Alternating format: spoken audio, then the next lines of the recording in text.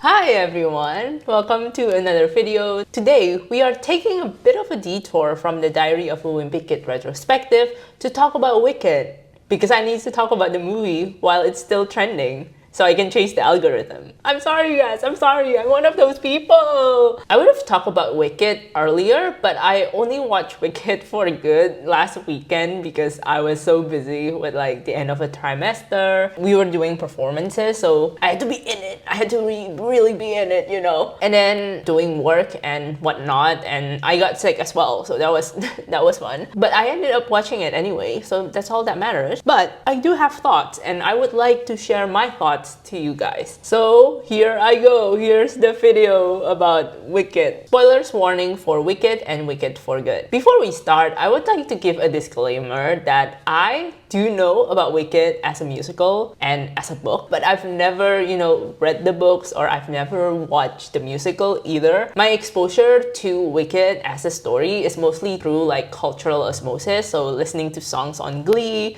or just through memes. The movies were the first time that I actually witnessed the story in its full entirety, so take it as you will. Like, I'm going to approach this review with like the lens of someone who just likes storytelling in general, but also as someone who doesn't really have that much attachment or that much vitriol towards the original material, either the musical or the books. With that said, I have to say that the movies are pretty good. Like, I do enjoy the movies and I do enjoy them a lot, but I also recognize that they are also flawed movies. And this might also be a controversial opinion.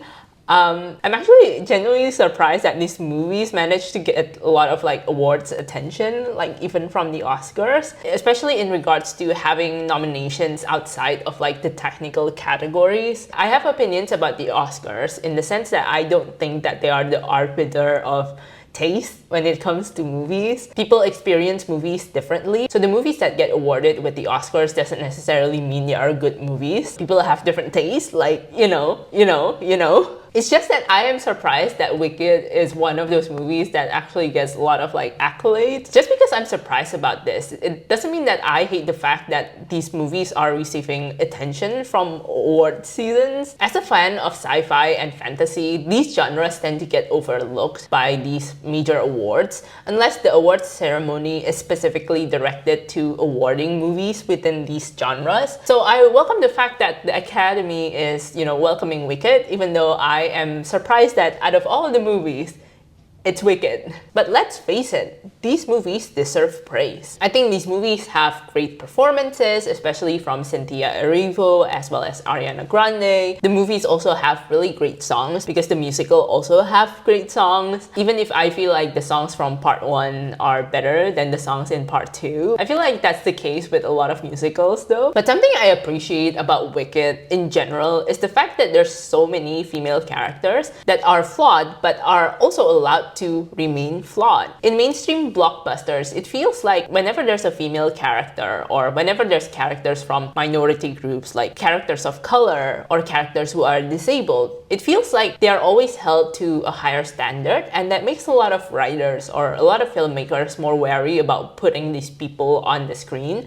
because for some reason the message that they receive is that these characters have to be absolutely perfect or like the paragon of goodness, and that is not the case at all. For these groups, they just want characters who are complex and layered. They want characters who are human, because that's what we are. We are flawed human beings, and that's more interesting to explore rather than exploring them as these complete people of goodness. Of course, there are instances of insensitive portrayals that we need to be aware of, and that's something that we have to actively combat. But at the same time, it's also like, just write good characters. That's why I really like the female characters in Wicked, from like elphaba to Glinda to even Nessa Rose. Like, I think she's annoying, but that makes her a really interesting character to watch on screen, These female characters are also varied. Like, some of them are good, some of them are morally gray, some of them are outright terrible people, and they're allowed to coexist. I don't know, there's so much lack of good female characters that it's just refreshing to see them just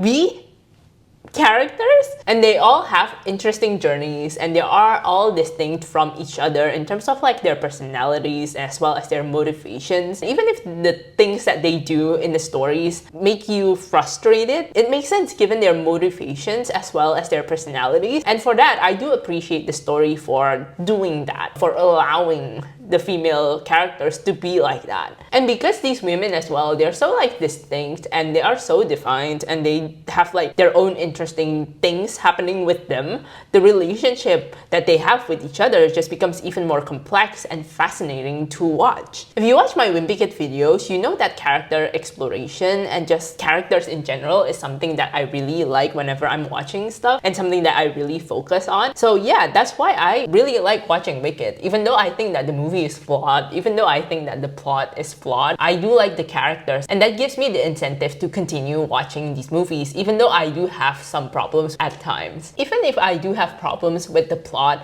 I still think the concept of the story is still intriguing. The notion of propaganda and perception of someone who fits this certain idea of evil, when in reality, they're not evil, but it's the way others demonize this person, leading to this person being feared. And I think that whole thing is so fascinating because, you know, that's something that happens in the actual real world. Sadly, that is to say, I do enjoy the story and the themes that it is trying to explore. Like the politics within this world is interesting, even though we don't delve as deep as we can about that. The animal rights portion of the movie doesn't receive as much attention as I'd like it to be, but the movie and the story does have something to say. Like with the character of Glinda, you know, she chooses comfort and status, which leads to complicity. And she is someone who probably knows the power that she has, especially given, you know, her standing as a white blonde woman. I'm just saying, I'm putting it out there. You know, with that power comes a responsibility to also help enact change. And that's something that I don't think a lot of people realize that they have to do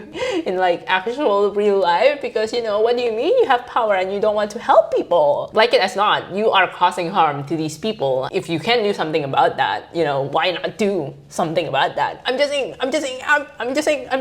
Because with like people like Elphaba, there's already this perception that people have about her that it makes it hard. Like even if Elphaba wants to enact change, there's always going to be this roadblock where the people are just going to spin everything that she does into bad things. I'm just saying, it's like, it's so reminiscent of the real world. And I sort of wish the movie would have, you know, done more with this theme and with this storyline. And that's one of the things that I sort of have criticisms about this story. I think in general, the biggest problem that I have with Wicked as a story, whether it is as a book or as a musical or as a movie, the execution to these ideas that this story wants to explore isn't good.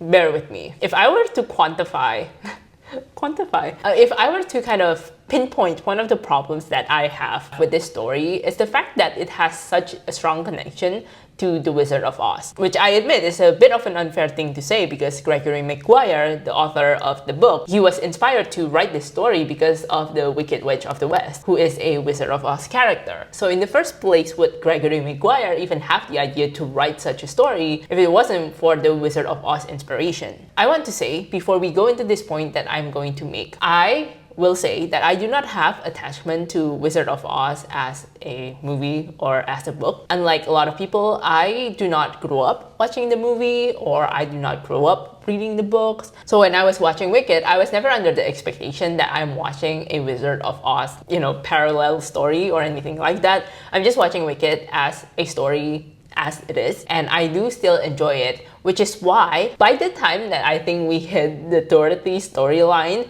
the movie got way too messy for me. It feels like the movie, or Wicked in general, is trying so hard to fit itself into the narrative of the Wizard of Oz. Like they're trying so hard to parallel that story, even looping in Dorothy and the events that happen in the Wizard of Oz into the events of Wicked, that I do not like the fact that it assumes that the audience know the story of Wizard of Oz in order to follow the movie. It's just unfair in my opinion, especially if you've never watched Wizard of Oz or if you've never read Wizard of Oz. It just becomes pretty clunky in my opinion. I was thankfully capable of following the story because I know more or less the gist of Wizard of Oz, even if I've never watched the movie. Like, again, it's one of those movies that gets memed a lot, so as a result, I kind of know vaguely what happens in the movie. That section in Wicked for Good was just like distracting to me because it just feels like a series of events happening rather than the filmmakers actually trying to tell a cohesive story. Like, leading up to the events of that storyline, everything is pretty okay, but by the time that, you know, the tornado happened and then Dorothy appears, it just feels like it's cutting from one scene to another. Like, suddenly Dorothy is walking down the yellow brick road, and then suddenly Dorothy arrives at the wizards, and suddenly Dorothy is being taken away by flying monkeys, and it's just like, you know, they could have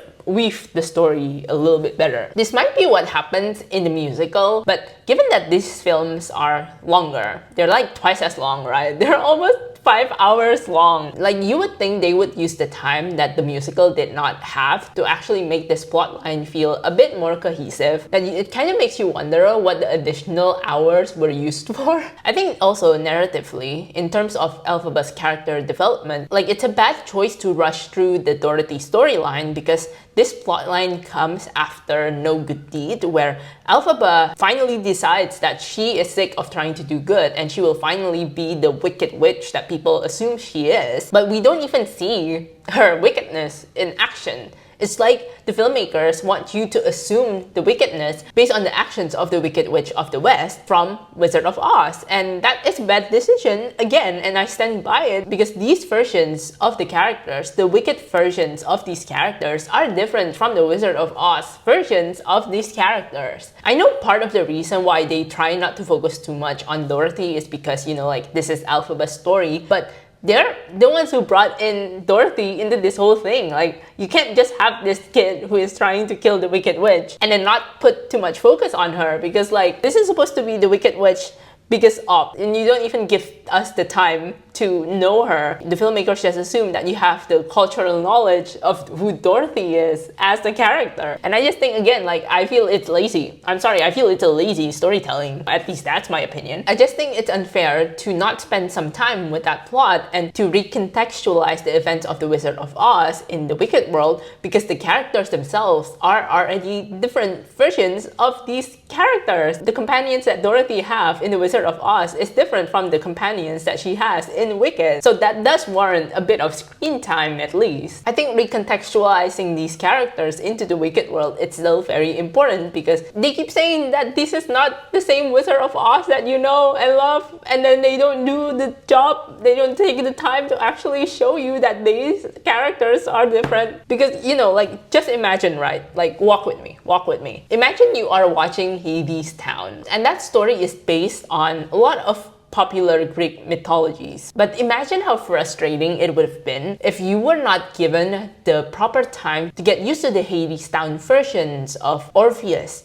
Eurydice, Hades, Persephone, or Hermes. Like, imagine they just throw you into the story and then assume you know everything about these characters, but it still wouldn't make sense because these characters, the characters in Hades Town, are different from their mythical counterparts. Imagine that they do not explain why Persephone is drunk and hates Hades when the public knowledge, or at least the public perception, is that Persephone and Hades are completely in love with each other. You have to take the time to actually recontextualize the story, so that's why in the musical it is told that, yeah, they were in love with each other in the past, but then, like, a lot of things happen. Like, Hades becomes so consumed in trying to hoard the riches within the underworld, it kind of puts tension into their relationship. And I think those things are important because it recontextualizes these characters into the world of Hades Town, or Greek mythology as told by Hades Town. That is to say, ultimately, all of these things, like the Dorothy stuff, the Wizard of Oz stuff, those things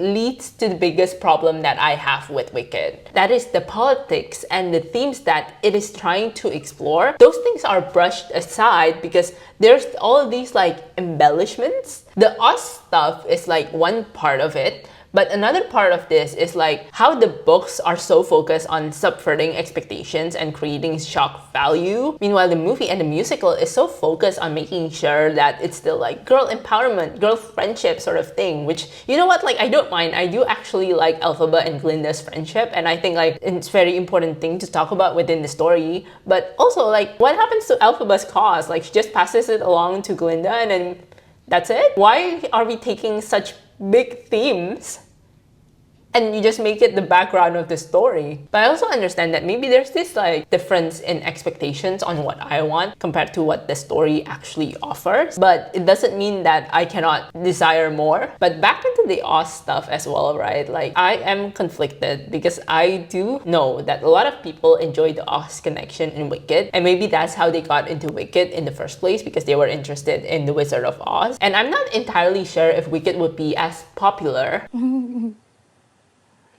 Never mind. as it is if it were not for the fact that this story is a parallel universe Oz. Because I would say that part of the selling point or interest in the original Wicked book is the fact that the book is a darker and edgier take on a story you think you know, and a story that is often described as being innocent and childlike. But in my personal opinion, I love the characters, and there's enough interesting things to say that Wicked could still have legs without being even about Oz. Likewise, I don't have a problem with the female friendship storyline, or, you know, the fact that it's like girl power sort of, you know, musical type of thing. Like, I do like that, and I do think we need more of those, because, you know, we don't have a lot of media for women. But I still feel there's just so much to mine in terms of the political themes and the political storyline that the musical is just not interested in doing, because it's focused on doing something entirely else. Again, maybe it's a difference in expectations of the things that I wanted and the things that the creators probably wanted to do themselves. After some reflection, I have come to terms that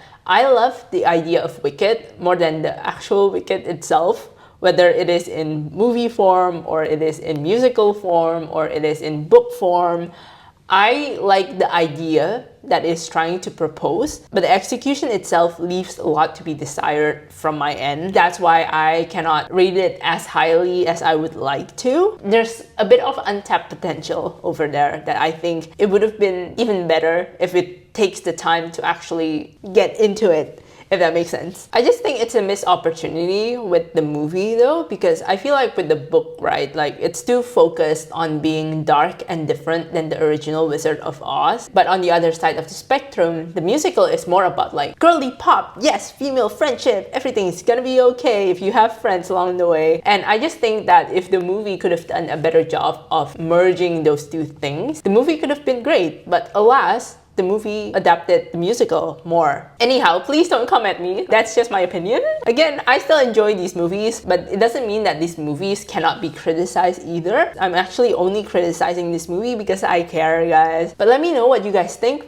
Do you agree or disagree with me? I know I'm not making a lot of sense in this video, but I do hope I am making a bit of sense. If you are picking up what I am putting down, let me know if you agree or disagree with me. In addition to that, which version of Wicked do you like best? Or maybe just let me know how you're doing in the comments below. I would love to know. Thank you so much for watching this video. If you like this video, please leave it a like. Please share it. Please engage with it by commenting on it. And maybe subscribe to the channel too. I make video essays, and I'm currently in the middle of my Wicked retrospective, if that's something that you are interested in. I don't know where there's an overlap between Wicked and Wicked, but you never know. The internet is a magical place. Apart from that, have a good night, have a good day, have a good afternoon, evening, dusk, dawn, whenever you are watching this video.